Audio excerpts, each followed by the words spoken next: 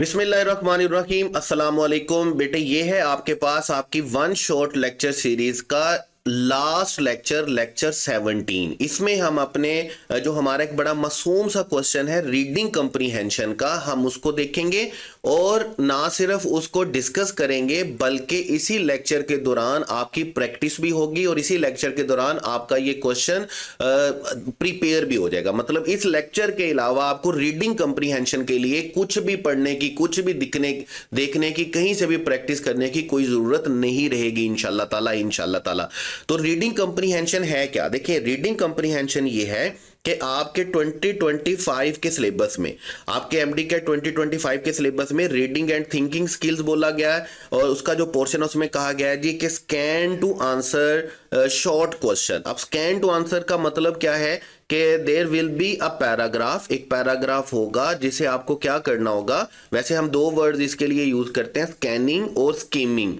ठीक है, important data को निकालना, आप उसको स्कैन करेंगे, स्किम करेंगे, उसके इंपॉर्टेंट पॉइंट्स को देखेंगे, पढ़ेंगे, समझेंगे और उसके एंड के ऊपर जो एमसीक्यू दिया होगा या एमसीक्यूज हो सकते हैं। एमसीक्यू मैं इसलिए कह रहा हूं क्योंकि एक एमसीक्यू था 2023 में, वो अभी हम इसके बारे में भी बात करेंगे। देखें, अब आपको एक पैराग्राफ दिया गया होगा, शॉर्ट सा पैराग्राफ होगा और उस शॉर्ट पैराग्राफ में से आपको जो एक एमसीक्यू दिया जाएगा, आपने उसको क्या करना होगा, ठीक करना होगा। ठीक है, अच्छा, अब यहां पे जो हम पैराग्राफ की बात कर रहे हैं ना, तो एक बात तो तय याद रखें। देखें, एक बात क्यों क्या याद रखें कि आपका 2023 और 2024 का सिलेबस आपको पता है कि आपका सेम था। ठीक है, 2023 और 2024 का सिलेबस आपका क्या था, बिल्कुल सेम था, उसमें कोई चेंज नहीं था। अच्छा, अब 2024 में कोई भी क्वेश्चन नहीं दिया गया रीडिंग कंप्रीहेंशन का, लेकिन 2023 में एक क्वेश्चन दिया गया रीडिंग कंप्रीहेंशन का। वो कुछ यूं था कि right after the civil war, ये 4-5 लाइंस का एक पैराग्राफ था, उसमें से एक क्वेश्चन आपको दिया गया, आपने पैराग्राफ को पढ़ना था, उस क्वेश्चन को देखना था और आपका करेक्ट ऑप्शन क्या था, साउथ था। मैं जल्दी जल्दी से इसको इसलिए बोल रहा हूँ, पूरे पैराग्राफ को नहीं बोल रहा क्योंकि आगे हमने इसकी प्रैक्टिस भी करनी है इसी लेक्चर के दौरान। इसलिए मैंने आपको कहा कि सिर्फ एक लेक्चर आपके लिए काफी होगा आपके रीडिंग कंप्रीहेंशन के टॉपिक को कवर करने के लिए, प्रैक्टिस करने के लिए। लेक्चर के दौरान कैसे प्रैक्टिस होगी वो भी मैं अभी आपको बताता हूँ, वो भी बड़ी मजे की चीज है, एक बड़ा अजीब सा आइडिया मैंने इसके ऊपर अप्लाई किया। देखें, हमने आपका जो सिलेबस है ना उसमें था demonstrate ability to comprehend short written text. अच्छा, अब ये जो रीडिंग कंप्रीहेंशन का क्वेश्चन है ये 2024 में नहीं दिया गया, 2023 में एक छोटा सा पैराग्राफ देके एक एमसीक्यू दे दिया गया। लेकिन यहां पर आप एक एलिमेंट को, बहुत बड़ा एलिमेंट और फैक्टर है वो याद रखेंगे कि 2023 और 2024 में आपके पास एमडी-कैट इंग्लिश के लिए जो टोटल क्वेश्चन थे वो आपके पास बेटे कितने थे, 18।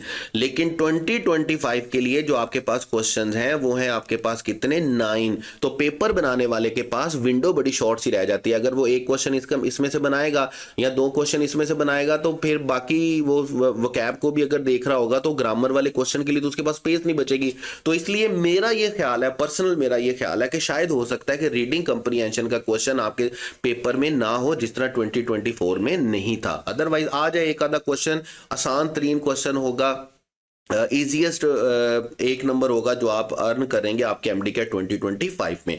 अब देखें हमने करना क्या इसको। अब मैंने आपको ये बात बता दी कि 2023 में एक क्वेश्चन था, 2024 में कोई क्वेश्चन नहीं था, 2025 के सिलेबस में आपको रीडिंग कंप्रीहेंशन बोला गया है। अब ये और इसके बाद एक और बड़ा फैक्टर, जो 18 क्वेश्चन से 9 क्वेश्चन शिफ्ट हुए हैं उसमें हमारी जो रेशो रह गई है क्वेश्चन की, परसेंटेज जो रह गई वो बहुत कम रह गई है। अब इन 9 क्वेश्चन में से एक आधा क्वेश्चन रीडिंग कंप्रीहेंशन का होता है या नहीं होता हम कुछ नहीं कह सकते, लेकिन अगर मैं अपनी पसंद नापसंद की बात करूं तो मेरा यह ख्याल है कि रीडिंग कंप्रीहेंशन का क्वेश्चन पेपर में नहीं होना चाहिए। उसके बाद आ जाए जी रीडिंग कंप्रीहेंशन पे। देखिए, रीडिंग कंप्रीहेंशन है क्या, आपको एमडी-कैट में जैसे 2023 के को हम स्टैंडर्ड बनाकर बात करेंगे तो एक शॉर्ट पैसेज है, एक शॉर्ट पैसेज है, इजी पैसेज है, आपको उस पैसेज को, उस पैराग्राफ को पढ़ना है, उसके नीचे क्वेश्चन दिया हुआ है, आपको उस क्वेश्चन को क्या करना है, उसके क्वेश्चन को पढ़ना है और अकॉर्डिंग टू पैराग्राफ आपने उसका क्या करना है, आंसर करना है।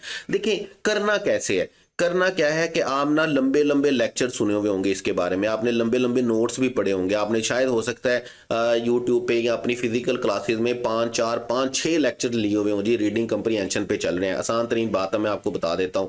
آپ کو بڑے بڑے فینسی ورڈز بولے گئے ہوں گے کہ جی سب سے پہلے آپ نے کیا کرنا ہے, آپ نے اپنے پیراگراف کو بڑا کیئرفلی ریڈ کرنا ہے. تو ریڈ کیئرفلی, اس کے بعد آپ نے کیا کرنا ہے, اپنے امپورٹنٹ پوائنٹس کو سکین کرنا ہے, امپورٹنٹ پوائنٹ کو سکم کرنا ہے. آپ نے کیا کرنا ہے جی, آپ نے یاد رکھنا ہے, آپ سے کوشچن پوچھا جائے گا, کوشچن پوچھا جا سکتا ہے وین, ویئر, ہو, ہاؤ, مطلب کون, کب, کہاں, کیسے, اس طرح کا کوشچن آپ کو پوچھا جا سکتا ہے. ٹھیک ہے, اور اسی طرح کا ہی کوشچن پیپر میں پوچھا جاتا ہے.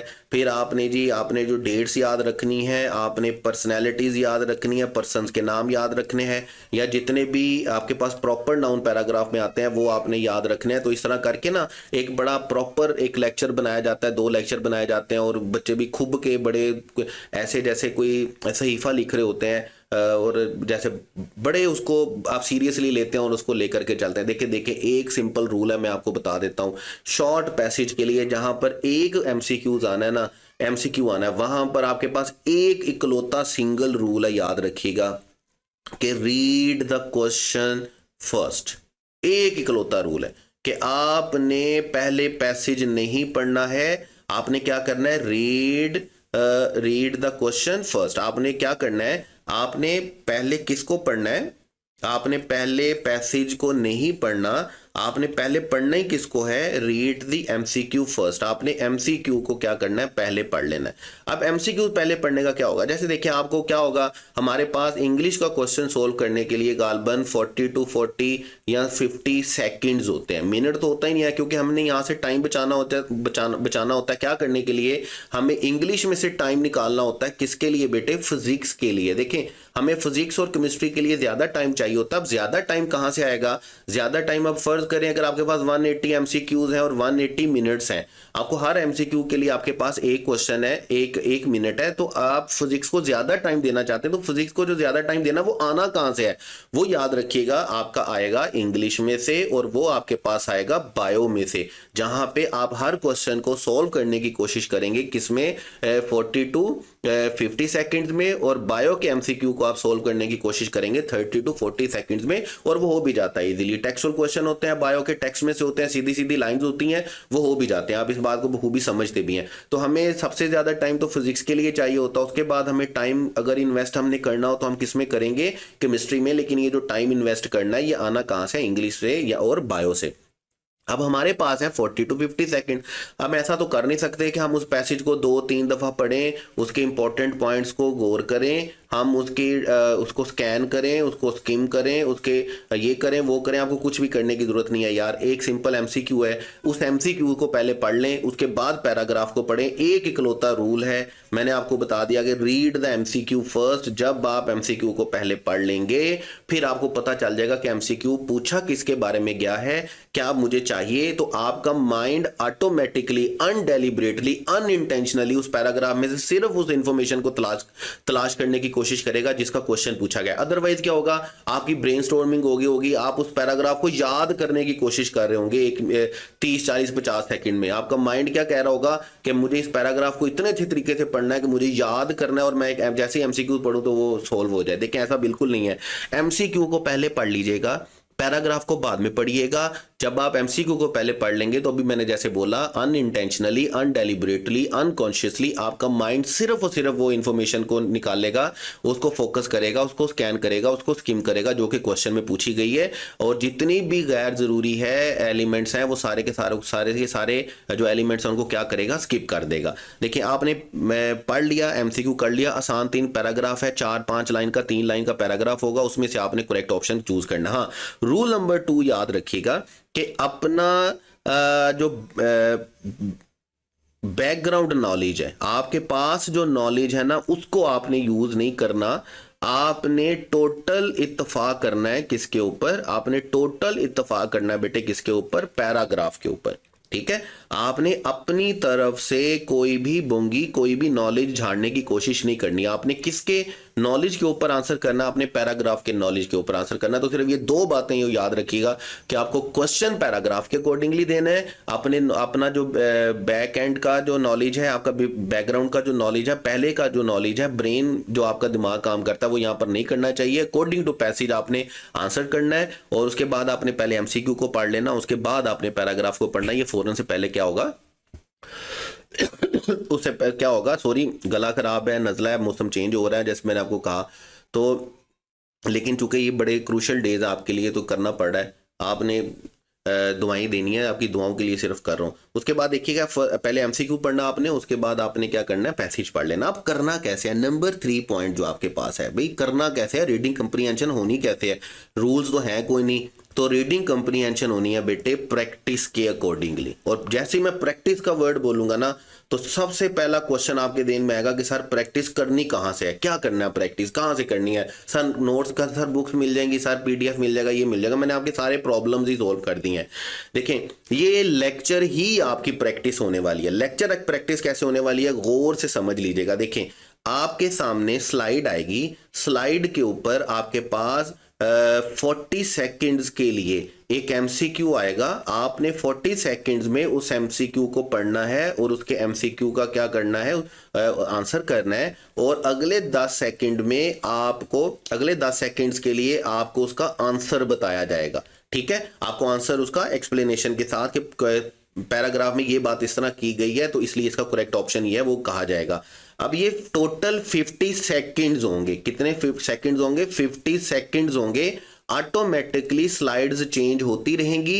ये 25 एमसीक्यूज हैं, यानी कि ये 25 डिफरेंट पैराग्राफ्स हैं। अगर आप अपने आप पे थोड़ा सा कंट्रोल कर लें और ये 25 एमसीक्यूज को बैठ के इन 25 मिनट्स में प्रैक्टिस कर लें। सिर्फ करना क्या है, सामने स्क्रीन ओपन रखनी है, पैराग्राफ आ रहा होगा, पैराग्राफ आएगा, आपने उस पैराग्राफ को पढ़ना है, क्वेश्चन को पढ़ना है, क्वेश्चन के अकॉर्डिंगली उसका आंसर करना है। 40 सेकेंड्स के बाद वो ऑटोमेटिकली चेंज हो जाएगी, आंसर आ जाएगा, तो आपको पता चल जाएगा कि आपका आंसर करेक्ट है या आपका आंसर क्या है, इनकरेक्ट है। ये 25 पैराग्राफ्स हैं, 25 पैसेजेस हैं, 25 एमसीक्यूज हैं।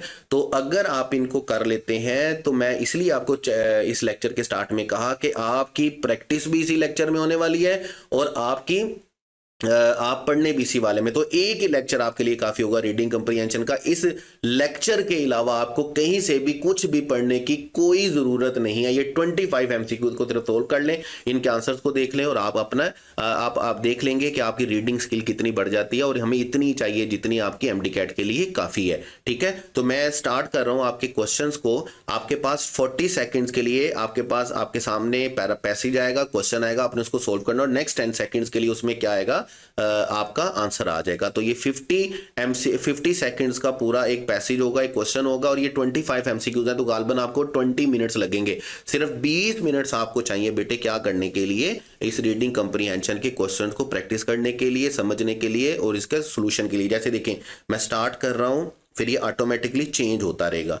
अभी मैं हर पैराग्राफ के बाद में बोलूंगा नहीं, मैं तो खामोश हो जाऊंगा, ये चलता रहेगा इसके इसी तरह। लेकिन मैं अभी इसलिए बोल रहा हूं ताकि मैं आपको बता दूं, इसी तरह आपके सामने एक पैराग्राफ आएगा। अब आपने क्या करना है, इस पैसेज को पढ़ना है, इसके क्वेश्चन को पढ़ना है, इसके क्वेश्चन को आंसर करना है। और जैसे ही 40 सेकेंड्स पूरे होंगे, नेक्स्ट 10 सेकंड्स के लिए आपका क्वेश्चन डिस्प्ले हो जाएगा और आपने ये देखना है कि मेरा क्वेश्चन ठीक है या क्वेश्चन ठीक नहीं है। और मैंने आपको क्या बताया है, मैंने आपको कहा कि नंबर 1 आपने क्या करना है, दो ही बातें आपने ज़हन में रखनी है। नंबर 1 आपने क्या करना है कि आपने, मेरी जान, मेरे बेटे, मेरी बेटी, आपने करना क्या है कि आपने पहले किसको पढ़ना है, एमसीक्यूज को पढ़ना। देखिए 40 सेकंड मुकम्मल हो गए हैं और आपका आंसर आ गया 10 सेकंड्स के लिए। ठीक है, तो आपने करना क्या है, पहले आंसर एमसीक्यूज को पढ़ना है, फिर पैसेज को पढ़ना है, फिर आंसर करना है और फिर आप नेक्स्ट पैसेज आपके पास आ गया। इसी तरह ये चलता रहेगा। पहले एमसीक्यू को पढ़ें, उसके बाद पैराग्राफ को पढ़ें। अब मैं खामोश होने लगा हूँ, मैं चुप करने लगा हूँ। ये 25 एमसीक्यू हैं और आपने इन सारे के सारे एमसीक्यू को क्या करना है, अच्छे से प्रैक्टिस करना है। मैं यहाँ से आपसे क्या कर रहा हूँ, खुदाफिज कह रहा हूँ, गुड बाय कह रहा हूँ, टाटा कह रहा हूँ। दुआओं में याद रखिएगा। मेहनत करते रहिएगा, कोशिश करते रहिएगा। और चूंकि ये हमारा वन शॉट सीरीज का लास्ट लेक्चर है, इसके बाद इंशाल्लाह ताला हम क्या करेंगे, अपने पास्ट पेपर्स की डिस्कशन को स्टार्ट करेंगे। Wish you all the best. ये सारे के सारे एमसीक्यूज को क्या करना है, प्रैक्टिस करना है। इसको देखते रहिएगा और एंड तक प्रैक्टिस करते रहिएगा। बाकी बातें मैं इस वीडियो के लास्ट में आपसे करता हूँ। Wish you all the best. Allah Hafiz.